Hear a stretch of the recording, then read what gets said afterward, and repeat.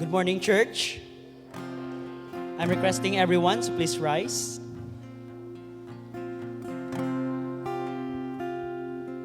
Let us pray. Our most gracious and heavenly Father, we come before your holy presence with thankful hearts, raising our voices in praise to celebrate your goodness and love. Lord, as we worship, may your Spirit fill this place, touch our hearts, and ready us to receive your word with gladness. In Jesus' name, amen. Church, let us pause and remember the goodness of God. Despite all that we have may faced, there is always a reason to be thankful. So today, let's live our gratitude to the Lord. Church, let's clap our hands together.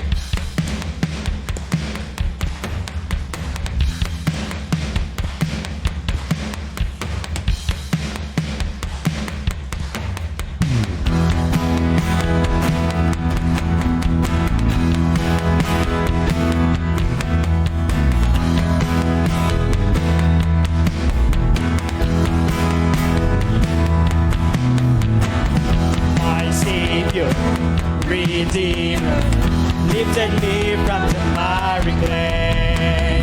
Almighty, forever, I will never be the same, 'cause you gave me from the everlasting to the world we live. The Father's only Son, you live, Lord, and you live. You died, you rose again on high. You opened the way for the world to live again. Hallelujah, for all you've done.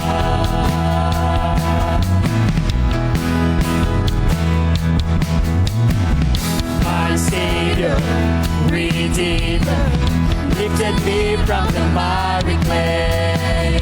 Almighty, forever, I will never be the same, 'cause you gave me from the everlasting to the world we live. The Father's only Son. You live, you died, you rose again on high. You opened the way for the world to live again. Hallelujah, for all you've done.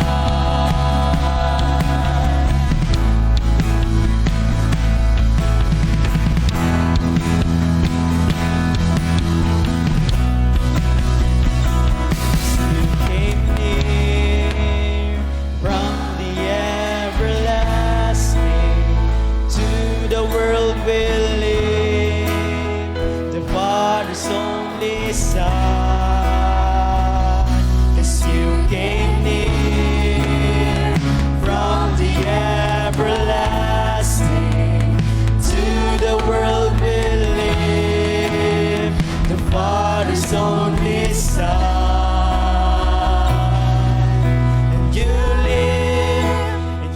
Died, you rose again on high. You opened the way for the world to live again. Hallelujah, for all you've done. You live, you died, you rose again on high. You opened the way for the world to live again. Hallelujah, for all you've done. Hallelujah, for all you've done. Hallelujah, for all you've done. Yes, Lord, we take it for all glory. We will come together in His presence And with all our hearts, we will offer our songs of gratitude and love.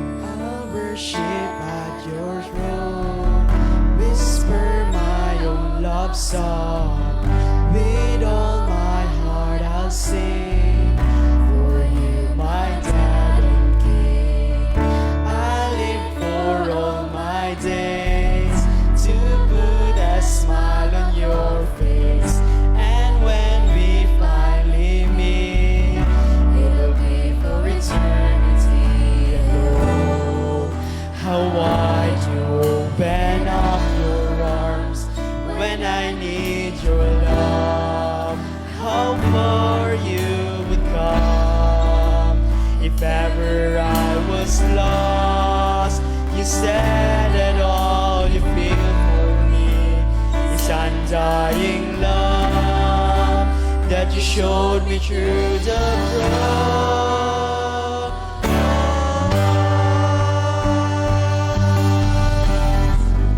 I'll worship you, my God.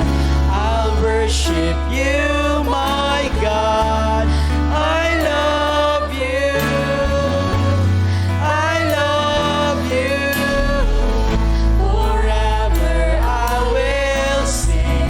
Forever I will be with you. Be with you.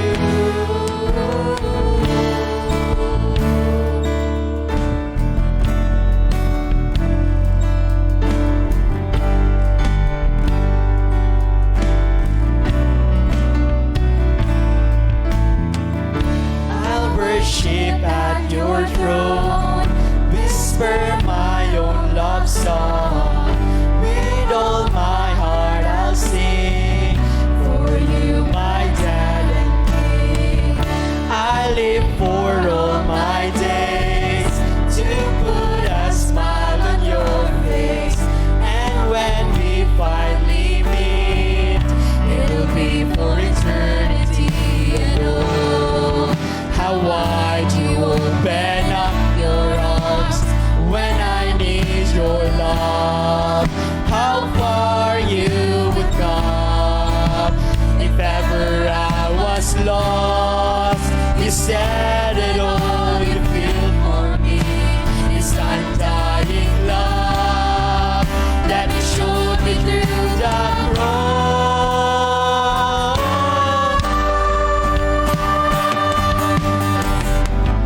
I worship you, my God. I worship you, my God. I love you. I love you. Forever I will sing. Forever I will be with you. Be with you.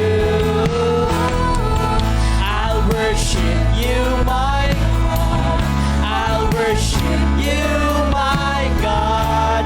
I love you. I love you. Forever I will sing.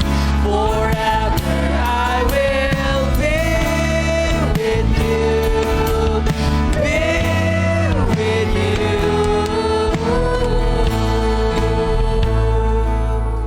Yes, Lord, we thank you for reminding us through these songs of your goodness, your unending love, and every blessing you have poured into our lives. Please prepare our hearts as we listen to your word. And may our lives continue to echo gratitude, trusting that your love endures forever and your faithfulness never fails. In Jesus' name, amen.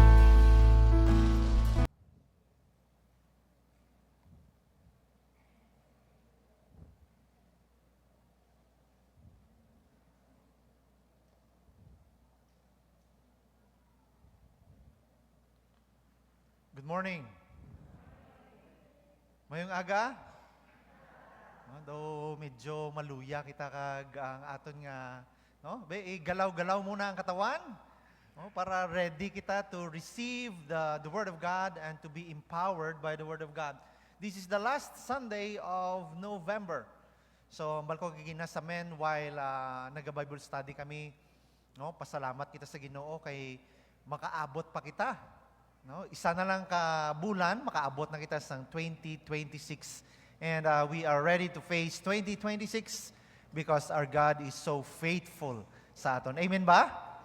Muna nga sa first Sunday, sa Sunday na, no, hindi nato pagkalimtan ang celebration sang Thanksgiving and Christmas party.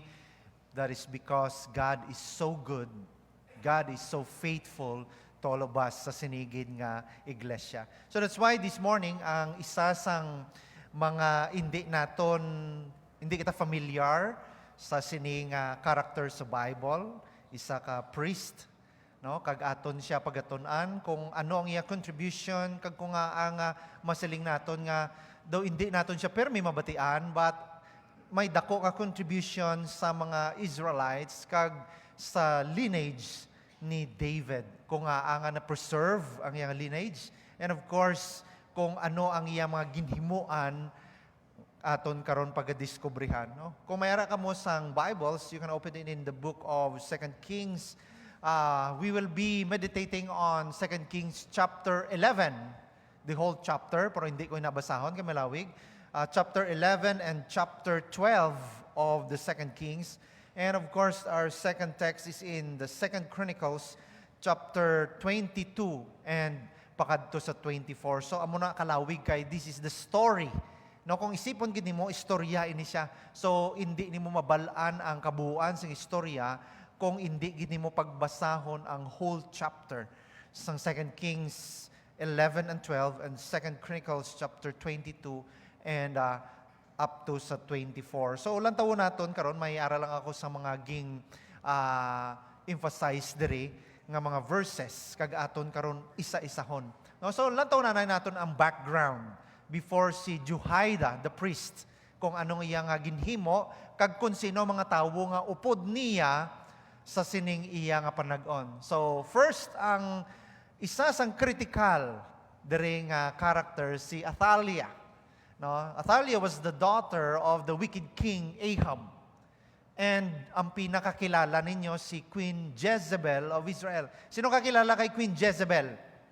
No, so gamay lang kakilala.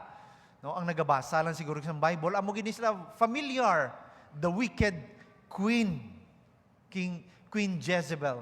So, during sa niya time, nagpamukadkad o kung nagdamo o kon iya gid emphasize ang idolatry and violence and worshiping sa kay Baal.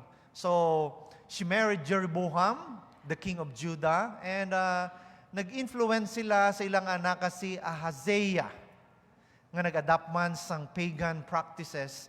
Kag didto ko makita niyo during the time of Queen Jezebel, didto gid ang grabe nga pag-worship sa kay Baal. No, so grabe ang ilang paghimo sang sinang bahay, ginapatay ka gid kung hindi ka mag-worship sa kay Baal bilang ilang god. So this is very relevant to our sa mga hitabo subong sang aton nga nasyon, because Jehoiada is the one who stood up when no one can.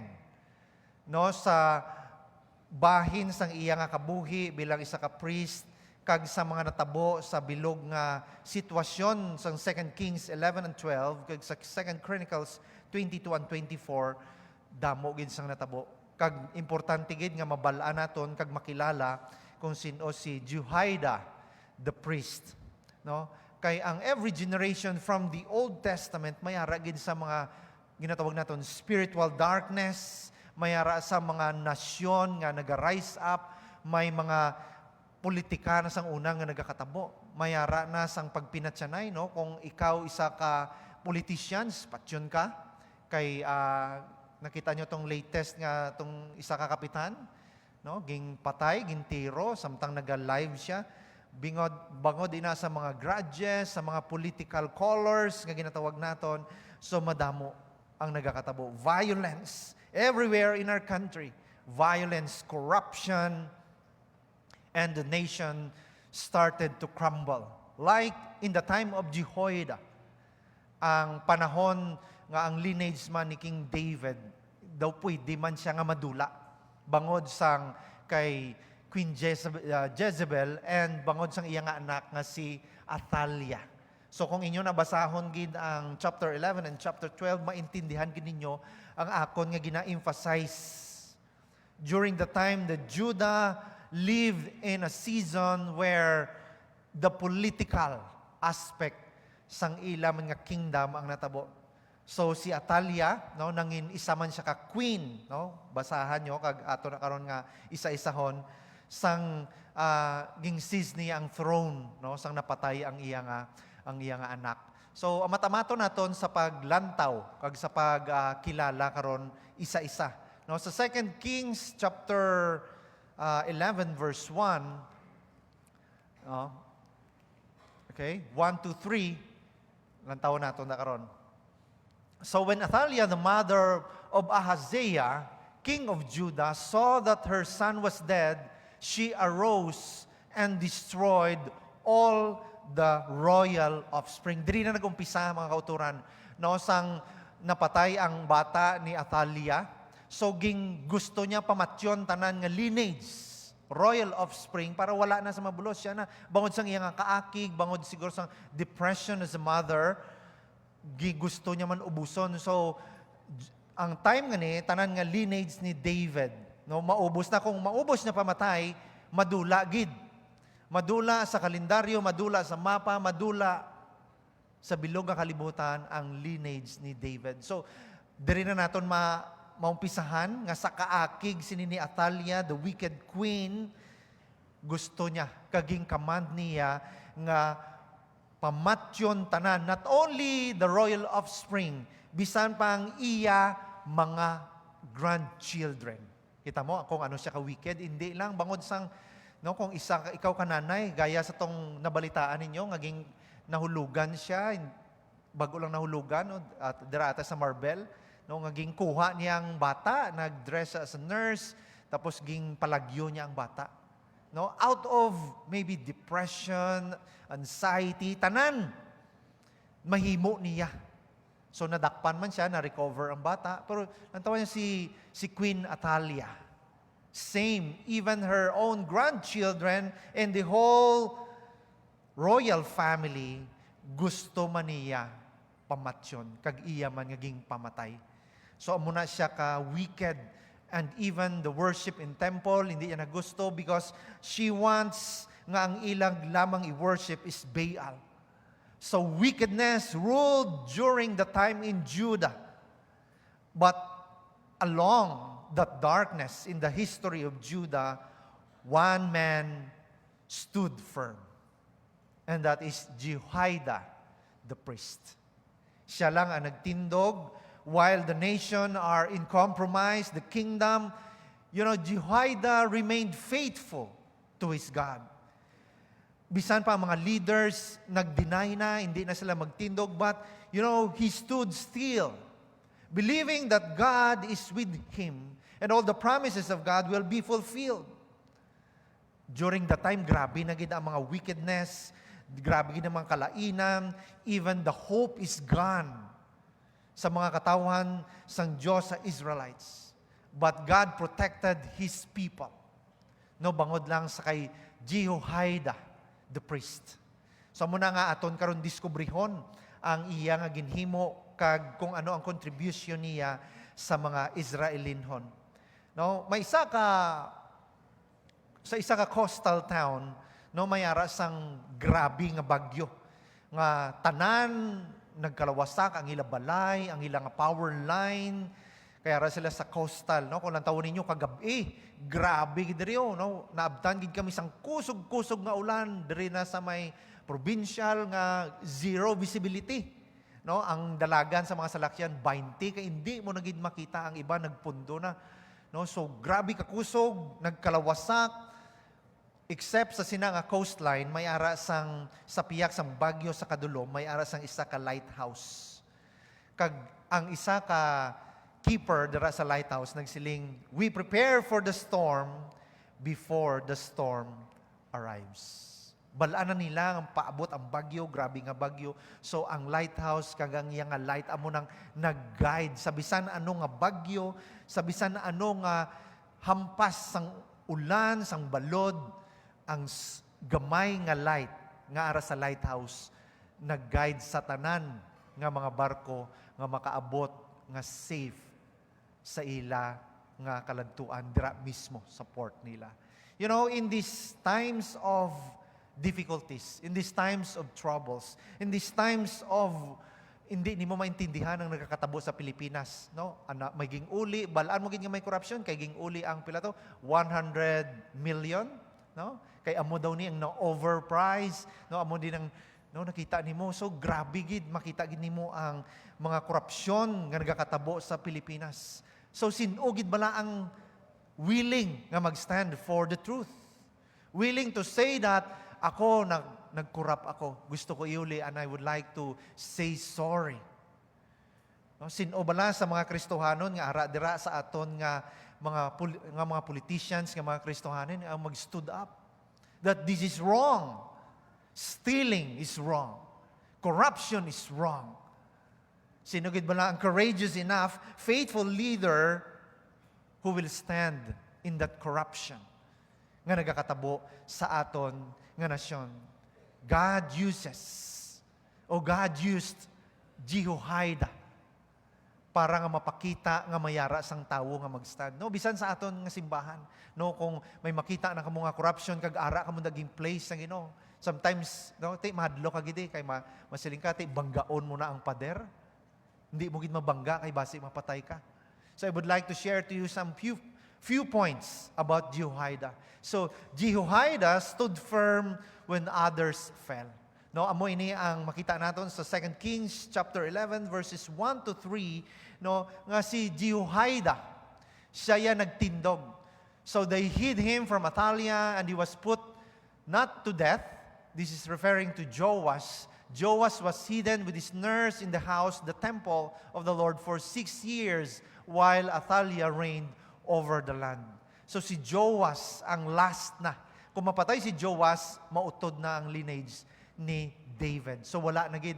So si Jehoiada, siya ang nagprotect upod sang isa pa gid karong ka character nga makita naton, no, ging tago nila ini si Joash didto sa temple upod sang iya nga asawa, no? So ang iya nga asawa si Jehoshabeath, no? So amo ning asawa ni Jehoiada, no? Jehoshabeath, the king's daughter, took Joash the infant of Ahaziah and stole him away from among the king's sons who were being put to death. No, lantawan nyo na bala kung ano ka wicked, patyon gid sila. And she placed him and his nurse in the bedroom. Okay? In the bedroom, and so Jehoshabeath, the daughter of King Jeroboam of Judah, the wife of Jehoiada the priest, hid Joash from his grandmother Athaliah, so that she did not murder him, for Jehoshabeath was the sister of Asahiah. Joash was hidden with them in the house of God for 6 years, and Athaliah reigned. No? Pariho lang sila, kung lang taon nimo, pariho sila sa 2 Kings 11, 1 and 3, and sa 2 Chronicles chapter 22, verses 10 to 12. So pariho, amo ni ang nagtago, ang iyang asawa, no, kung lang taon nimo, ano sila, tabid sila. No? She is the daughter of King Jehoram. Okay? So, magpakaisa sila. Okay? Magpakaisa, magulutod, magparintihanay. So, siya gusto niya pamatyon para ma-save ang lineage ni David. So, si Jehoiada kag Jehoshabeath, no, do ka budlay pilitla na ko ka biyat lang, no? So sila ang nag-process nga ma-preserve, sila ang gingamit sang Ginoo nga ma-preserve ang lineage ni David kag ma-proclaim sa uli nga tinion nga king si Joas. Because when Athaliah rose to power, wala kagid sang mahimo, pamatyon kagid. So mga upod niya nga priest, naghipos, nagpanago, bangod sang kahadlok. But you know, Jehoiada and his wife, Jehosabeath, gingtago nila. For pila gani? 6 years. Kay tanan, ging lantaw man nato na, makita man naton nga even ang mga anak, ang mga apo, sang hari, ging pamatay tanan. So si Joas lang gid ang naluwas. For 6 years, nga ging tago siya. You know, despite of the culture compromise, bangod sang kahadlok nila sa kay Athaliah, nalimtan nila nga mas may dako pa nga Diyos. Nalimtan nila nga ang Diyos sang Israel, ang Diyos nila nga ginalagad, ang Diyos nila nga ginhigog magag nagluwas sa ila. Mas labaw dapat nila nga kahadlokan. But they fear more of Athaliah than the God who saves them. Ang nakarecognize lang gid nga taguon tani, nga protektahan tani is Jehoshaphat and Jehosabeath. No, sila lang gid ang nag-protect sa lineage. Agod nga ma-preserve ang tanan, no? Agod nga makita, no? Isa sang bagay nga makita naton sa iya is he stood firm. Nagtindog siya sa pihak sang kagamo, sa pihak sang magkrumble na, sa pihak sang kahadlok, he stood firm. So, ang challenge sa atong mga kulturan, sa pag-end sa sining 2025, kaya ba naton panindugan ang aton nga pagtuo? Kaya ba naton masiling nga, this is what I believe. This is a biblical foundation of our faith. Amen ba? Nga kung may magsaling sa imo, hindi hambal gid diri sa Bible. Hindi amuning ginapatian this is a biblical truth that I must preserve despite of pwede ka kaslon sa lalaki kag lalaki, pwede ka kaslon sa babae kag babayi. Bangod nga okay sa tanan, ay ang mga Baptist mali na ila. Mali ang once saved, always saved. That is satanic belief. May haragid. Sa Facebook niya pa, sa iya nga vlog, iya pa nga ginsiling, that is satanic. That once saved, always saved. Kay madula ni mo yang imong kaluwasan. Kung wala kaya, naguntat kaya, wala ka nagtuo sa kay Kristo na, no? Nagpalagyo ka na, madula. So madamo sumang nagagawas nga mga doktrina not based on Bible nga nagagawas. So can we defend our faith? Can we stood, no? Pareho kay Vico Soto nga makasiling siya, this is my faith. I believe. Even si Chris Tomlin sumong, no? If I'm not mistaken, ginatagan sa tong daw colored nga iya sang, no, sang LGBTQ+ nga dapat i-ano niya sa iyang concert, ging refuse niya. Ang iya ginhambal, hindi inaayon sa akon pagtuo. Damo nagbash sa iya, damo nag-criticize sa iya, but he stood firm in his faith. Can we? Because this is the last days that the evil are becoming more vigilant than Christians. Kayo nung ambal dira, no? Ambal sa Psalm 12:1, no? The faithful vanish. Wala na ang mga matutom sa Ginoo, nagakadula na. So, Lord, save us, help us, rescue us. No? Bisan gani sa prayer meeting, kay wala na nag-remind si Manay, gamay na lang nag-prayer meeting. The faithful are vanishing because the world is suffering more. No? Damo na, gamay na lang. So that's why we are calling that we should stand up. Be bold with our faith. Amo nga akong pagtuo, hindi ni madula, hindi ni sa mawala, kundi padayon ini, kag padayon ini nakon nga pagatindugan, kay amo ini ang pagtuo nga yara sa akon. They feared Athaliah. Sometimes nahadlok kita, no? Nga tindugan ang akong pagtuo. Diba? Ba nagwalin si Manay, bala man di kung patyon nila ko, di ba? Bali Manay, because this is my faith. So we, as a church, capital site, must stand the biblical truth when it is necessary. Amen ba? Ano pa ang ginamba niya? No? Sa tanan, sa Ephesians 6:13, therefore put on the complete armor of God so that you will be able to resist and stand your ground in the day of evil.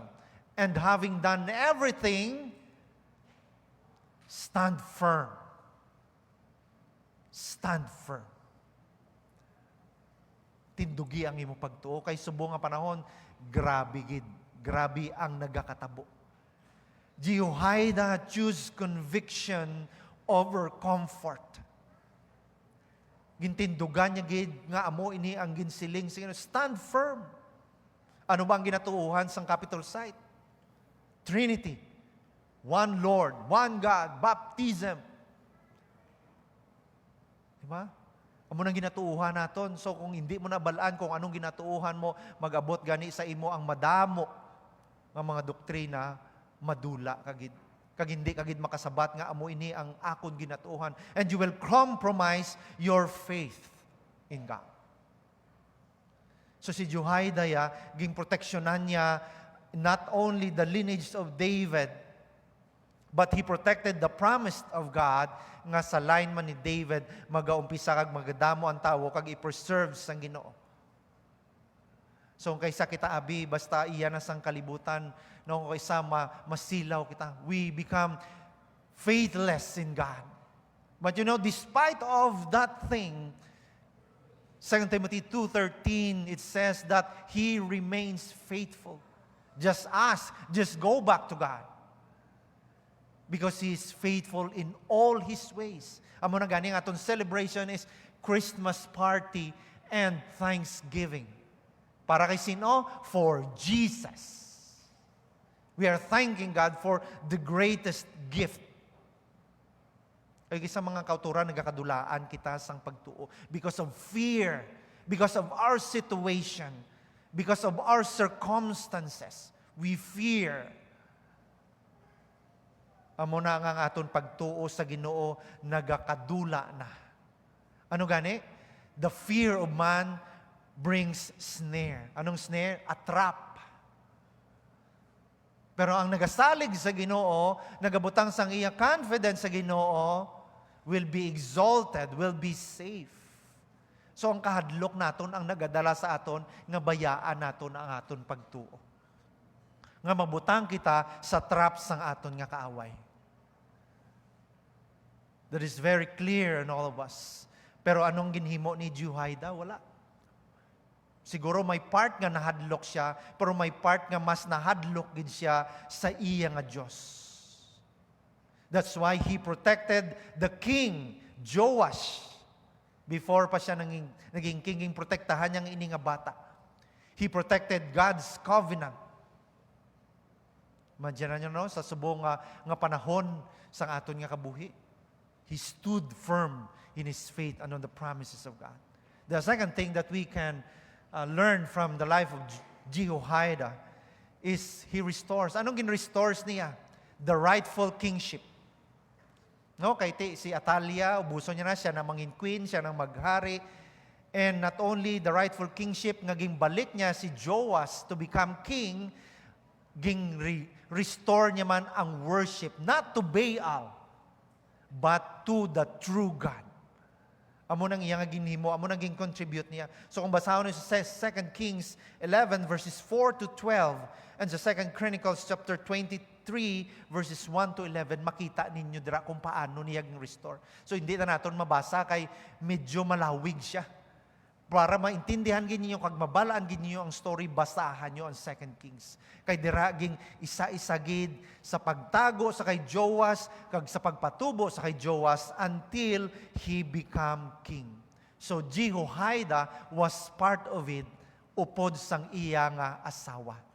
Jehoshabeath ang iyang asawa. He acts with bold obedience. No, kung lantawon nimo dara, ging gather niya sa verse 4 to 12 sang 2 Kings, ging tipo niya ang tanan nga mga opisyalis, ang tanan nga mga leaders, ging tipo niya, kag iya nga ginhambal nga i-overthrow nila si Atalia.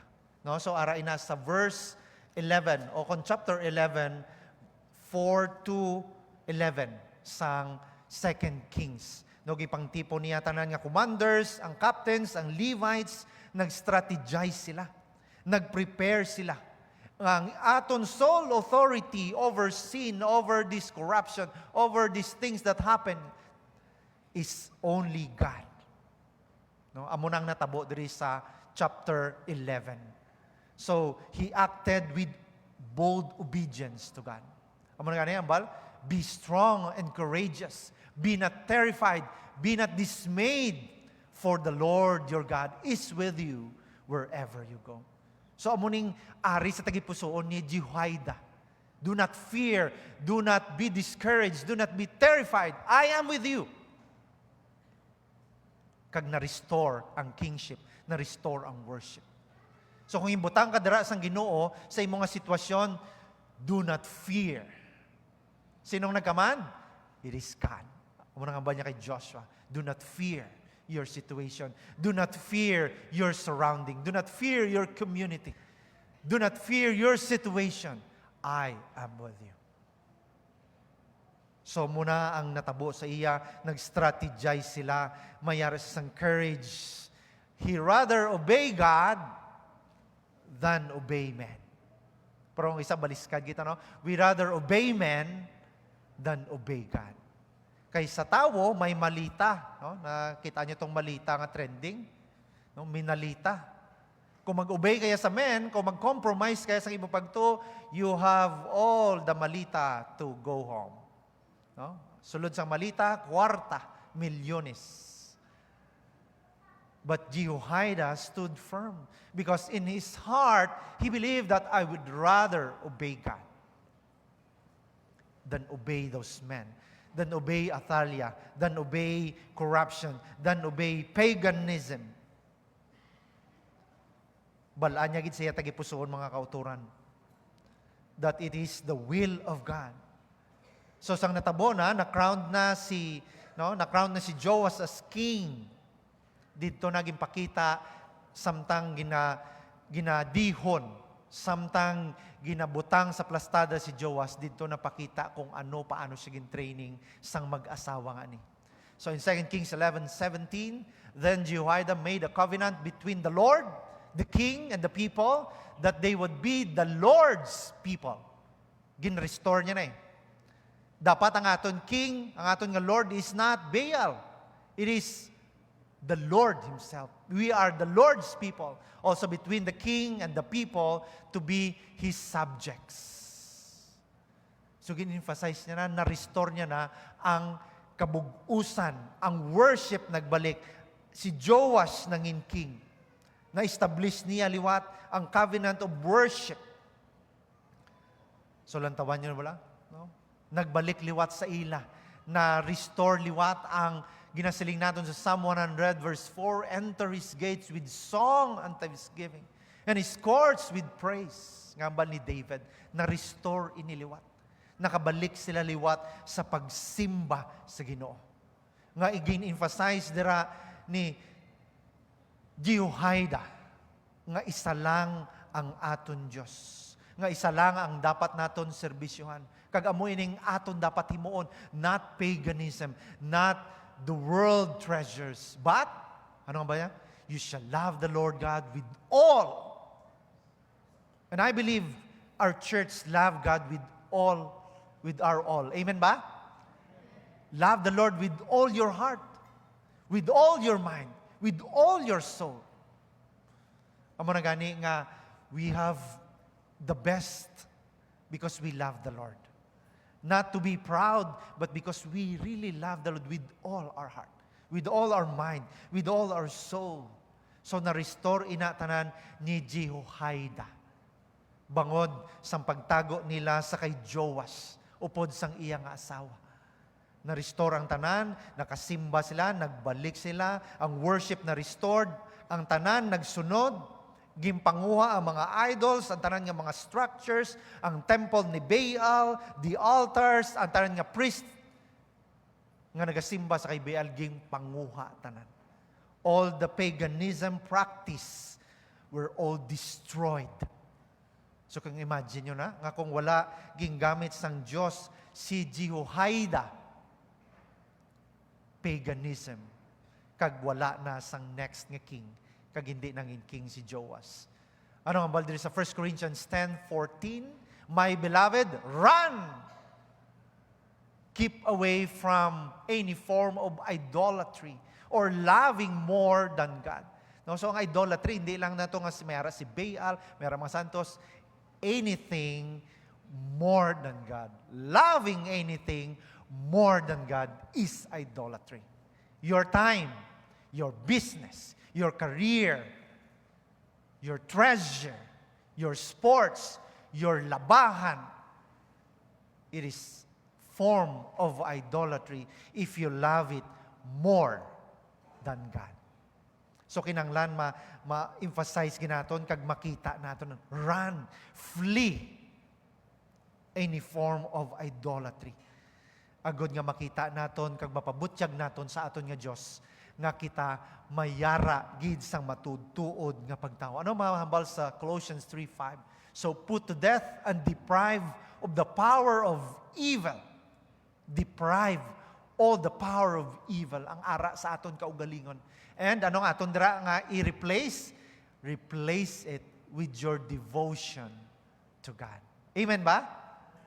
No? So kalimtan, kuhaon naton, remove like Jehoiada, gin-remove niya ang altar ni Baal, ang tanan nga mga priest nga nagaupod sa kay pagsimba sa kay Baal, ang tanan nga mga shrine nga ara sa kay Baal, ang tanan ging remove, tanan ging destroy, ging wasak, so that the worship mapabalik gid kung sino ang matuod-tuod nga Dios.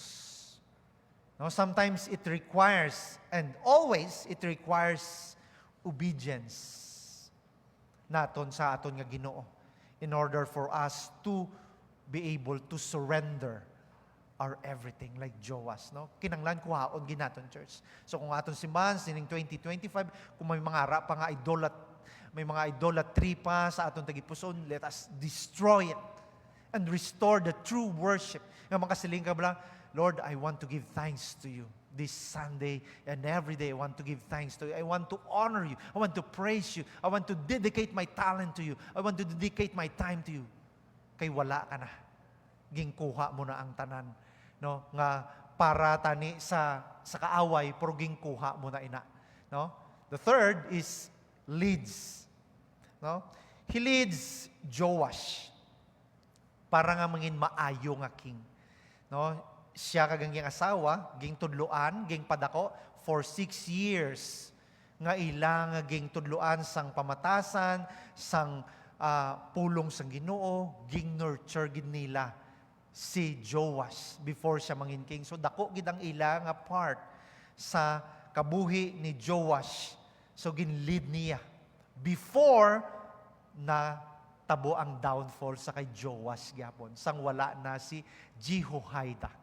Napatay si Jehoiada, paghari ni Joash, natumba gyapon siya. No? So, kasubo nga story, but ang aton diri gina-emphasize is the life of Jehoiada, kung paano niya ging padako, ging patubo si Joash, kung paano niya ging prepare to become a good king, a righteous king. So, dakong iyang influence. Nga naman, in Hebrews 13:7, remember your leaders who brought you the Word of God and consider the result of their conduct, the outcome, ang pagpadako. So, ang atong madumduman sa sining iglesia, si Manay. No? Si Manay ang nangin leader naton, nga ginatulok naton, spiritual leader. So, let us remember ang iyang reminders. Kaya kung isa, natamara na si Manay mag-remind sa aton, wala ka nag-prayer meeting. No? Kilala niya, ang absent diri. Kilala niya. Let us remember all nga ginatudlo niya sa aton. No? May edad-edad na si Manay, she is 75, pero amo na gina-emphasize, kaysang napatay si Jehoiada, si Joash natumba. Kay nalimtan niya tanan nga gintudlo ni Jehoiada sa iya. So sa aton na mabatian pa na naton mga tudlo ni Manay, hindi ka mag-absent, hindi ka unahon ng kalimutan, unahon mong prayer meeting, no? Mabatian nyo pa na, subong? That is remembering our leaders who are not only, siguro, not the right word, criticizing, but correcting us. Nga unahon tagid ang Ginoo. Like Jehoiada, ginambal giniya ni kay Joas, unaha ang Ginoo, magpalapit ka sa Ginoo, ang tanan nimo nga wisdom pangayuas sa Ginoo. Remember, imitate their faith. Sundon naton ang, kung ginsunod lang ni Joas, kung anong gintudlo siya ni Jehoiada, wala siya tani. Nag-amo sinang iya sitwasyon, wala siya tani na fall. Remember your leaders. Ano pa ang bal ni Pablo? Imitate me as I imitate Christ. Simply, pero gina-remind kita. No? Sundo naton ang aton mga leaders, ang mga gingbutang sa Ginoo as they imitate Christ also. No, kay base amo na masiling ka ay tani kung ginsunod ko lang to, wala gid nag-amo sini ang akon nga sitwasyon, wala nag-amo sini ang akon nga kabuhi, kung ginpamatian ko lang ang ginhambal sangging padalas sang Dios paagi sa iya nga mga pulong. After Jehoiada's death, Joas nagpamati siya sa mga princesses. He abandoned the temple, returned to idols, and he fall. Nagbalik siya sa paganism. Kaya nung ang sa Proverbs 13:20, the fools, they will experience harm. The fools, nangin buang-buang si Joas. Ara ka na gid sa kamot sang Ginoo, nagbalik ka pagid sa kalaglagan, gim-practice pagid nimo liwat ang paganism, and it started sang kalaglagan ni Joas. No, kasubo kung lang taon mo gid, masubo ka. Ara ka na gid sa Ginoo, malagyo ka pagid. Gimplastar ka na gid sang Ginoo diri, mahalin ka pagid. So ang kalaglagan natabo during sang pagkalimot niya sang gintudlo tanan ni Jehoiada sa iya. No, so hindi naton kalimtan ang mga ginatudlo sa aton, no, sang leader naton, no. Specifically sa Kaymanay. Madamo siya sang gina-remind sa aton, masakit man, pero gina-remind kita through the word of God that is true. That is the truth that we must consider. Basi gina-remind kita sa mga masakit para nga makabalik kita sa aton Ginoo. Kaya kung isa ma-promise kita, 2025, New Year's resolution, hindi na gid ko mag-absent.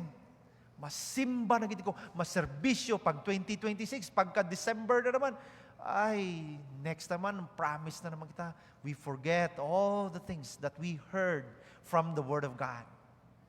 But Jehoiada, napatay siya 130 years of his faithfulness to God.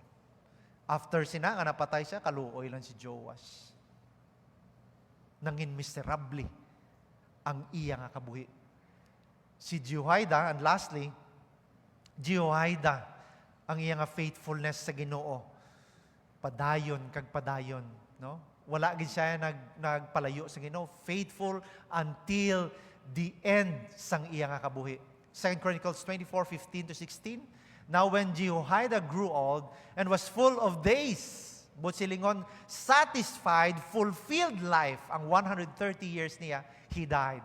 He was 130 years old at his death. Nantaon niyo ba anong natabo siya because of his faithfulness? They buried him in the city of David among the kings.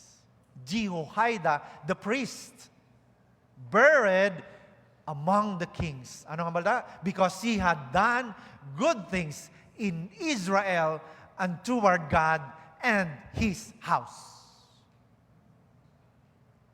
Tiyan mo na kung faithful kita mga kauturan sa Ginoo. Hindi kita mag-compromise ang atong pagtuo. The Lord really will reward those faithfulness nga ginatag natin siya. Imagine, among the kings in the city of David.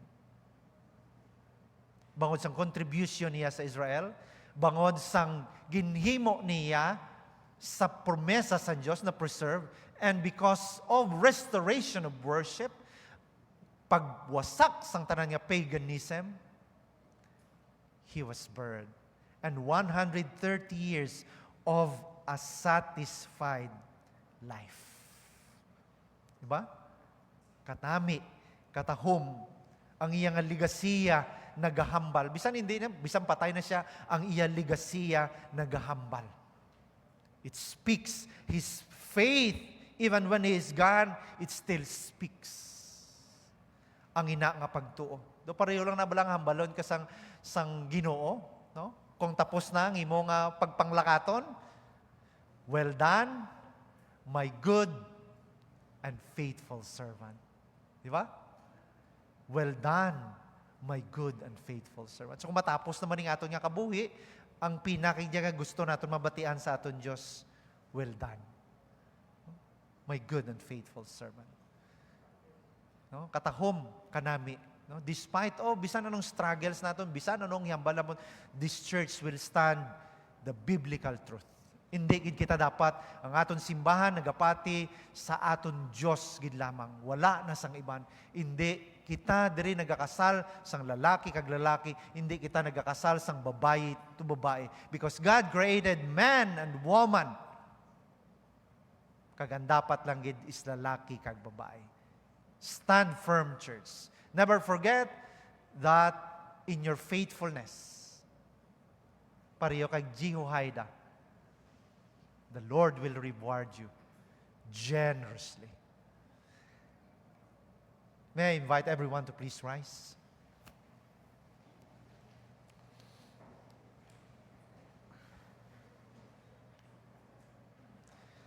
Our Heavenly Father, we thank you. We want to give honor to your name, O God, every day. Gani Lord, sa siningat niyon, remind kami, Lord, to be faithful to you, to stand firm in your word, to never compromise, to always stand in the truth.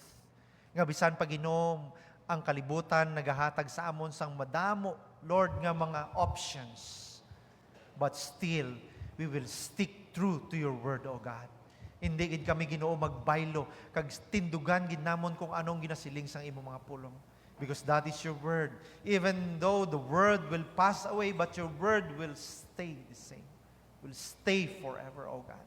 Kani Lord, kami sa sininga iglesia, sa Capital Site Baptist Church, buligi kami not to compromise our faith, but to let it grow and grow and grow, and to imitate Christ. Salamat Ginoo sa pag-remind nimo sa life ni Jehoiada upod sang iya nga asawa, Ginoo. That despite sang circumstansya, despite sang kultura, despite sang kahadlok, still their faith in you remains. Ganun Lord, tudloi kami sa sining iglesia to be faithful to you more and more each day. Sa palabuton nga tuig, tudloi kami Ginoo nga mangin mabakod pagidang amon pagtuo. Atagi kami sang paglaom, atagi kami Ginoo sang pagtuo nga nasandig sa imo mga promesa ag sa imo mga pulong. And I pray that all of us this morning, O God, will receive the empowerment of your Holy Spirit, that we as a church will stand in the truth, will stand in the gap, and we will proclaim that Jesus is our Lord and our only King, our only Savior. He is the way, the truth, and the life. And no one comes to the Father except through Him alone, O God. Lord, tudloi kami. Hatagi kami sa sining nga pagtuo, sa sining madulom na gid nga kalibutan sa among sitwasyon. Salamat, O Diyos, sang kabuhi ni Jehoiada. Salamat nga imo kami gintudluan sa sining gid nga adlaw, O Diyos. Lord, I pray also to those who are suffering right now, O Lord. To those who are sick, to those who are depressed, to those who are experiencing anxiety. I pray that the God who gives comfort, the God who restores, the God who destroys all the works of the enemies will set us free from fear, from worry. Mayara kami buhi nga Diyos nga salang namon mapalapitan. Kami nga iglesia nagaupod kag nagapangamuyo sa tagsa ka mga nagakinahanglan sang kusog. Gani Lord, buligi kami sa sining nga iglesia. Bisitahi ang tanan nga mga kauturan namon Ginoo nga nagaluya sa ilang nga pagtuo. Bisitahi even our members who are suffering physically, O God. We know that you are with us. We know that you are still the God who heals, the God who let His people know that He is there for us. Lord, tabangi sila. Updi sila sa ilang journey. Masakit, hindi maintindihan, madamo kasang mga ginausisa. Kapag we have a strong, powerful, the God who is enough, the God who fulfill His promises. Gani nagasalig kami Ginoo sa inyo. Lord, tinguba ang amon panimalay. Hindi pagtuguti nga ang kaaway magaguba sa amon panimalaya sa church as an individual. Because this is a church that will worship you forever, O God. Tanan kami, Lord, we know nga imo pa kami pagakuhaon kang magaupod. Gani, Lord, hindi pagpabayi nga ang kalibutan magagubas ang young people namon. Magagubas ang amon mga kabataan. Magagubas ang amon tatay. Magagubas ang amon nanay.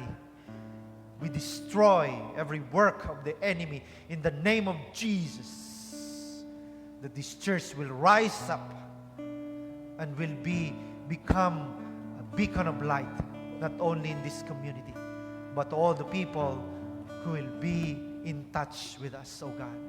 Salamat, good Lord. And I pray for blessing, for favor, and for the unending grace that the Lord will shower upon all of us until we will meet and greet 2026. Brothers and sisters in the Lord, as you leave this place, know wherever you go, whatever you do, you belong to the Lord. Speak the good news. Deliberate the will of God. Comfort the fearful. Touch the lonely. Sing, hope, pray, and laugh. May God create in you a beautiful soul. May Christ walk beside you. May the Holy Spirit add a dance to your step. Amen and amen.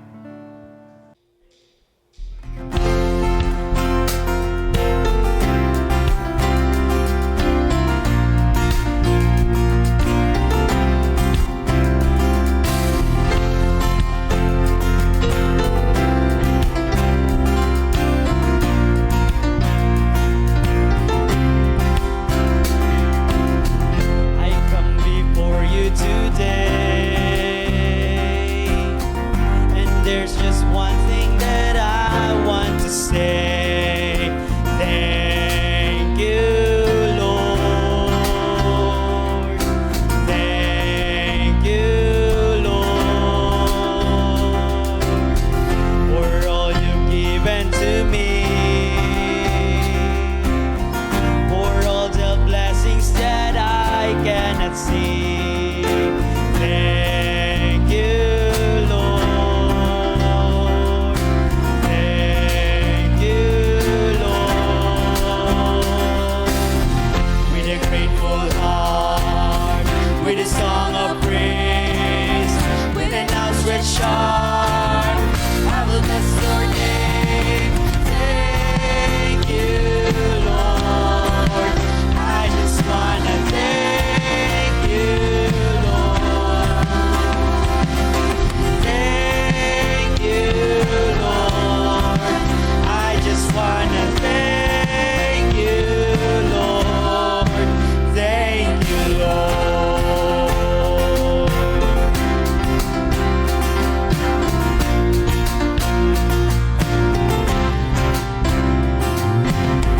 For all you've done in my life, you took my darkness and gave me your light. Thank you, Lord.